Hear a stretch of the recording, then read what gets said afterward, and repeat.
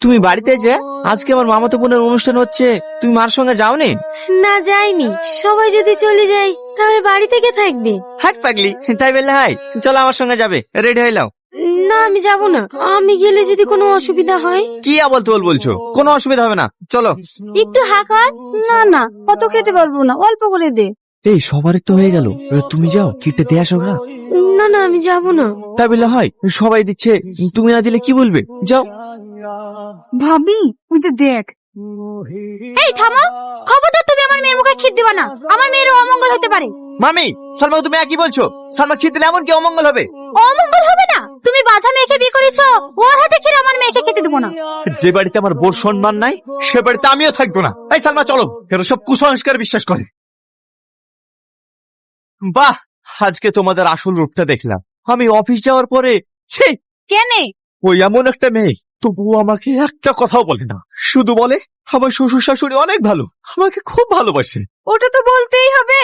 আরে তোমার ছেলে নাতি নাতির মুখ দেখাবে না বলেই তো এই মেয়েকে বিয়ে করেছে, এতে আফসোস করা কি আছে? আসো ঘরে আসো। আচ্ছা, তুমি আমাকে একবারও বলার প্রয়োজন মনে করনি? কি বলবো বলো, ওদের কোনো দোষ নেই, সব শ্বশুর শাশুড়ি চাই সে তাদের একটা লাতি নাতনি হোক, আর সেটা যদি না হয় তাহলে তো এইটুকু অত্যাচার সহ্য করতেই হবে। বলো, তোমাকে একটা কথা বলবো, হ্যাঁ বলো। তুমি একটা বিয়ে করো। তুমি পাগল হয়ে গেছো নাকি? এইসব তুমি কি বলছো? ইয়ে আমি ঠিকই বলছি, ওর যদি একটা বাচ্চা হয় তাহলে তোমার আব্বা মার আশাও পূর্ণ হবে, আর তোমাকে আব্বা বলেও ডাকবে। আমার বাপ ডাক শোনার কোনো দরকার নেই, আমি তোমাকে ভালোবাসি, তুমি থাকলে আমার হয়ে যাবে। তাড়াতাড়ি রেডি হয়ে নাও, এক জায়গায় যেতে হবে। কোথায় যাবা? একটা ভালো ডাক্তারের সন্ধান পেয়েছি, ওখানে তোমাকে নিয়ে যাব। স্যার, রিপোর্ট দেখে কি বুঝলেন? আপনার স্ত্রী বাচ্চা হবে। আপনি সত্যি বলছেন স্যার? আমার স্ত্রীর বাচ্চা হবে? হ্যাঁ, কিন্তু ছোট্ট একটা অপারেশন করতে হবে। অপারেশন করতে হবে? কোনো সমস্যা নেই, আজকে অপারেশন করে আজকেই বাড়ি নিয়ে যেতে পারেন। ঠিক আছে ডাক্তার বাবু, আপনি অপারেশন করার ব্যবস্থা করুন। বৌমা, তুমি কেন কাজ করছো? তোমাকে কাজ করতে বারণ করিনি?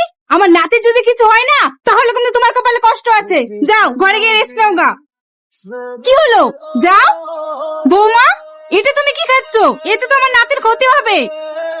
এটা আমাকে দাও, তুমি ফল খাও। এই নিন আপনাদের বাচ্চা। ওরে বাবারে, কিভাবে তাকিয়েছে দেখো, নাকটা পুরো তোমার মতো হয়েছে। তাই তো গো। স্যার, আমার সালমা কেমন আছে স্যার? কি হলো স্যার, কথা বলছেন না যে? আমার সালমা ঠিক আছে তো? আমি কেন যে তোমাকে মিথ্যে কথা বলেছিলাম, তাহলে শোনো। ডাক্তার বাবু, আমি কি মা হতে পারবো না? হ্যাঁ পারবে। ডাক্তার বাবু, আমি আপনাকে ছোট বোন হিসেবে একটা অনুরোধ করছি, আপনি আমার কথাটা রাখবেন। ঠিক আছে বলো। বাইরে আমার স্বামী বসে আছে, ওকে বলবেন আমি মা হতে পারবো। না না, এত বড় মিথ্যে কথা আমি বলতে পারবো না। ডাক্তার বাবু, আমি আপনাকে বড় দাদা মেনে বলছি, আপনি আমার এইটুকু উপকার করুন। কি গো,